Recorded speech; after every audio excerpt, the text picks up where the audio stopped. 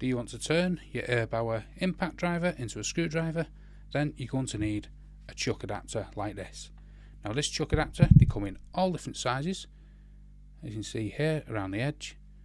Get one what suits your needs, but make sure it has a hex cut out like this for the adapter. Then all you need to do, pull the collar forward on your impact driver, push the chuck adapter all the way to the back, release, and it's now in place. And now you should be able to, I know this has a hex cut out and it will fit, but let's just say you have drill bits without the hex cut out, you then be able to use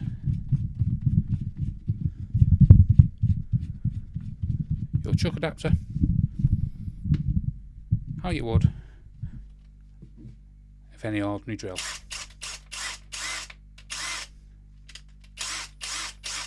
So hopefully that shows you how to use your Erbauer impact driver with a chuck adapter.